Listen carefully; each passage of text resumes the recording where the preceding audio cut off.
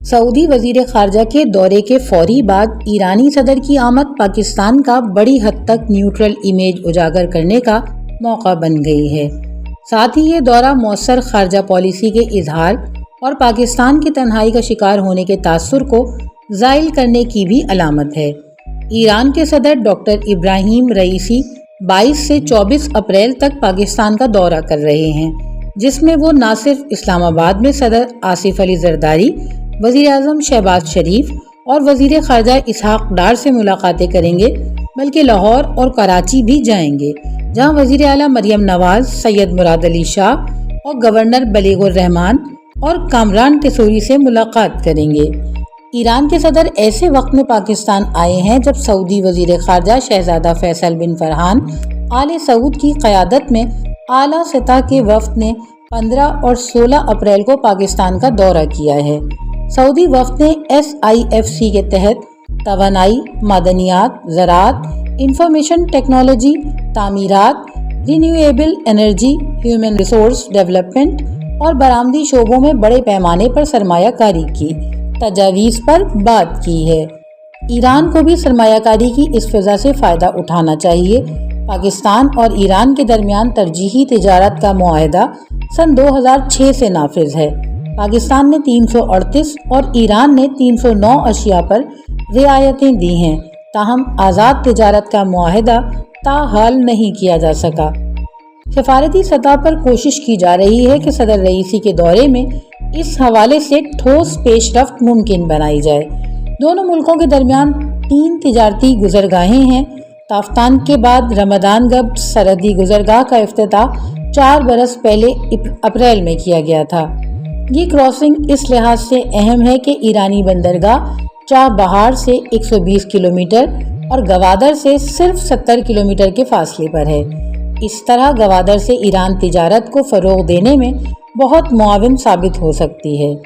تیسری بندرگاہ منپشین کا افتتاح سن 2021 میں اپریل ہی کے مہینے میں کیا گیا تھا۔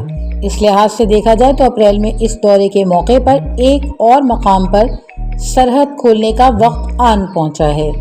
صدر رئیسی اور وزیر اعظم شہباز شریف پچھلے برس ایران سے 100 میگا واٹ بجلی کی فراہمی کے لیے ٹرانسمیشن لائن کا افتتاح بھی کر چکے ہیں۔ ایران نے بجلی کی فراہمی مزید بڑھانے کی پیشکش بھی کی ہے۔ پاکستان کے لیے یہ ڈیل اس لیے اہم ہے کہ رقم کی ادائیگی ڈالر میں کرنا نہیں پڑتی۔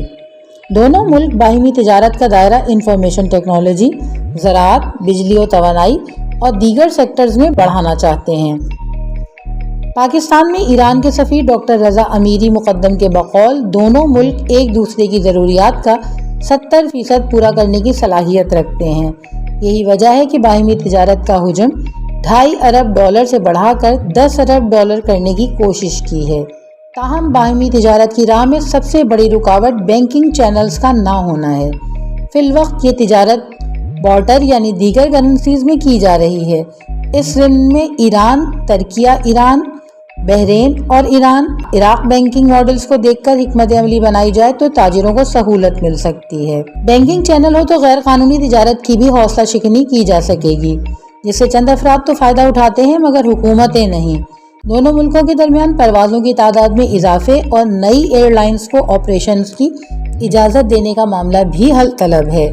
یقینی طور پر کہا جا سکتا ہے کہ اس دورے میں Pakistan Iran gas pipeline مکمل کرنے کے معاملے پر بھی بات کی جائے گی۔ 1990 میں کیے گئے معاہدے کے تحت ایران کی جانب سے 2009 میں $1 ارب مالیت سے بچھائی گئی پائپ لائن پاکستان کے دروازے پر ہے۔ سوال یہ ہے کہ پاکستان اپنی جانب پائپ لائن بچھا بھی لے تو اسے جوڑ کر ایران سے گیس خریدی کیسے جائے گی، کیونکہ اس کے لیے امریکہ کی اجازت درکار ہے۔ 10 برس پہلے ایک امریکی سفارتکار نے بتایا تھا کہ اقتدار میں ڈیموکریٹس ہوں یا Republicans, Iran Pakistan gas pipeline کی مخالفت ترک نہیں کی جائے گی۔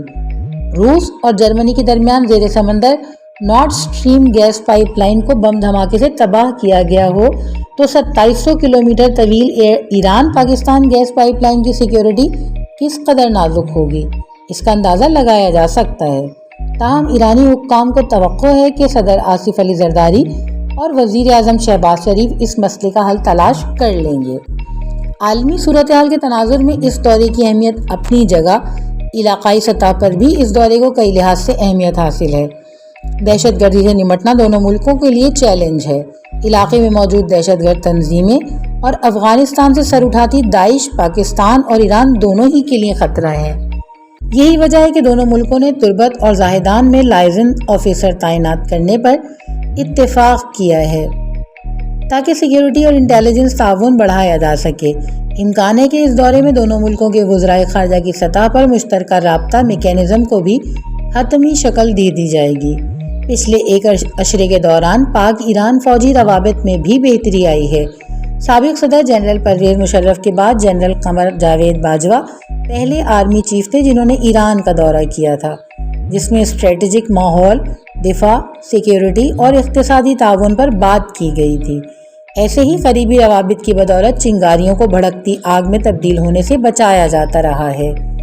اس سال کے اوائل میں ملک میں دہشت گردی کے پے در پے واقعات کے بعد ایران نے بلوچستان کے علاقے میں میزائل حملہ کیا تھا، جس میں دہشت گرد تنظیم جیش العدل کو نشانہ بنانے کا دعویٰ کیا گیا تھا۔ تاہم پاکستان نے واضح کیا تھا کہ اس حملے میں 2 بچے مارے گئے۔ پاکستان میں دہشت گردی کرنے والے بلوچ عسکریت پسندوں کے خلاف ایران میں فوراً ہی جوابی کارروائی کی گئی، جس میں تہران نے تصدیق کی کہ 9 غیر ملکی مارے گئے، اور ملک ہوتے تو ایسے حملے سنگین صورتحال اختیار کر لیتے۔